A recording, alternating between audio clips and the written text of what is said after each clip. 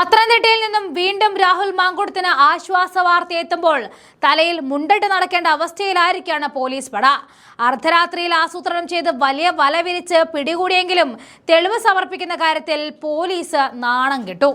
മൂന്നാമത്തെ ബലാത്സംഗ കേസിലും പത്തനംതിട്ട സെഷൻ കോടതി രാഹുലിന് ജാമ്യം അനുവദിച്ചിരിക്കുകയാണ്.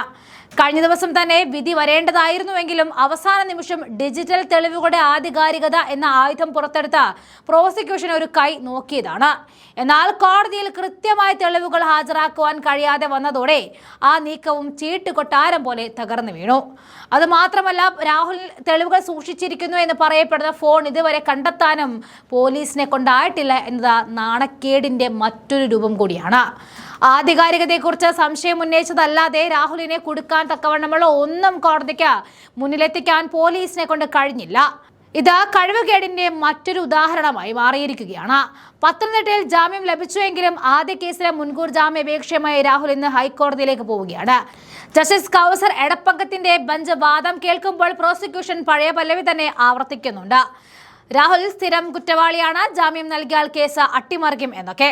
തിരുവനന്തപുരം സെഷൻ കോടതി ജാമ്യം നിഷേധിച്ച ആത്മവിശ്വാസത്തിലാണ് പോലീസ് ഹൈക്കോടതിയിലെത്തിയത്. എന്നാൽ പത്തനംതിട്ടയിലെ തിരിച്ചടി പോലീസിന്റെ വാദങ്ങളുടെ മുനയൊടിക്കുന്നതുമാണ്. രാഹുൽ മാങ്കൂട്ടത്തിനെ പൂട്ടാൻ അർദ്ധരാത്രിയിൽ ഉറക്കമൊളച്ച പ്ലാനുകൾ തയ്യാറാക്കിയവർക്ക് കോടതിയിൽ തെളിവുകൾ നിരത്തുന്ന കാര്യത്തിൽ അമ്പേ പരാജയം സംഭവിച്ചിരിക്കുന്നു. രാഷ്ട്രീയ ലക്ഷ്യങ്ങൾ വെച്ച് വല വിരിച്ച പോലീസ് ഇപ്പോൾ സ്വന്തം വലയിൽ തന്നെ കുടുങ്ങിയ അവസ്ഥയിലുമാണ്.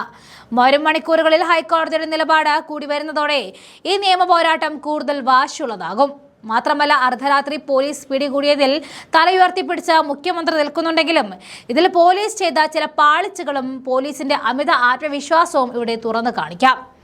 ഒരിക്കലും ഇത് MLA ചെയ്ത തെറ്റിനെ ന്യായീകരിക്കുകയോ കുറ്റത്തെ കുറച്ചു കാണിക്കുകയോ ചെയ്യുകയല്ല. പക്ഷേ പോലീസ് പാലിക്കേണ്ട ചില നടപടിക്രമങ്ങളിൽ അവർ കാണിച്ച വീഴ്ചയെ തുറന്നു കാണിക്കുന്നു എന്ന് മാത്രം. ഇരയുടെ മൊഴി വീഡിയോ കോൺഫറൻസിംഗ് വഴി എടുത്തതായിട്ട് റിപ്പോർട്ടുണ്ട്. എന്നാൽ 3 ദിവസത്തിനുള്ളിൽ അതിൽ ഒപ്പിടണമെന്ന നിർബന്ധിത നിബന്ധന പാലിച്ചിട്ടുണ്ടായിരുന്നില്ല. മറ്റൊന്ന്, ഇരയുടെ വൈദ്യപരിശോധന ഉടനടി നടത്തിയില്ല എന്നും ഇത് ബലാത്സംഗ അന്വേഷണത്തിലെ നിർണായക ഘട്ടമാണെന്നൊക്കെ പോലീസ് മനഃപൂർവ്വം ഒളിപ്പിച്ചു വെച്ചു.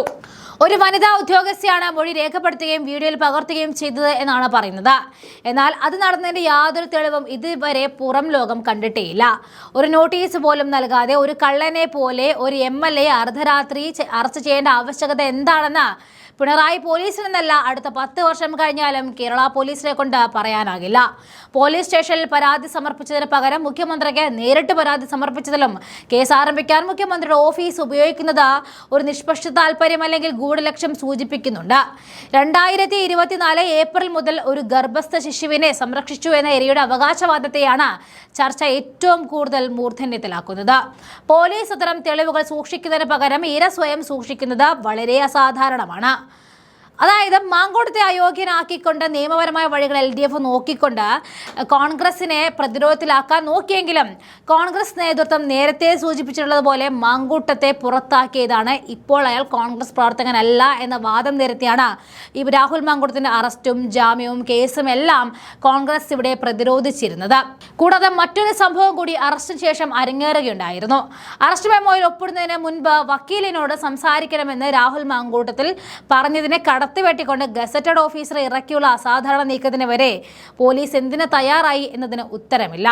രാഹുൽ അവിടെ കാണിച്ചത് ഏതൊരു ഇന്ത്യൻ പൗരന് ലഭിക്കേണ്ട ഒരു അവകാശമായിരുന്നു. അവകാശത്തെ പോലും പോലീസ് കടന്നാക്രമിക്കുകയായിരുന്നു ആ രാത്രി ഉണ്ടായത്. അതിജീവിത കള്ളക്കേസ് ചമച്ചതാണെന്നോ ഒന്നുമല്ല ഇവിടെ പറയുന്നത്. പക്ഷേ അയാളെ പൂട്ടാനായി പോലീസ് പാലിക്കേണ്ട ചില നടപടിക്രമങ്ങൾ ഒന്നും പാലിക്കാതെ ധൃതി പിടിച്ചുള്ള കാരണം വ്യക്തമായിട്ട് ഒരു വ്യക്തിഹത്യ ചെയ്യുക എന്നതാണെന്ന് മനസ്സിലാക്കുന്നുണ്ട്. പോലീസ് പരാജയത്തിന്റെ കൊടുമുടിയിലേക്കാണ് എന്ന് അടിവരയിടുന്നതായി പോയി ഇന്നത്തെ കോടതിയുടെ വിധി.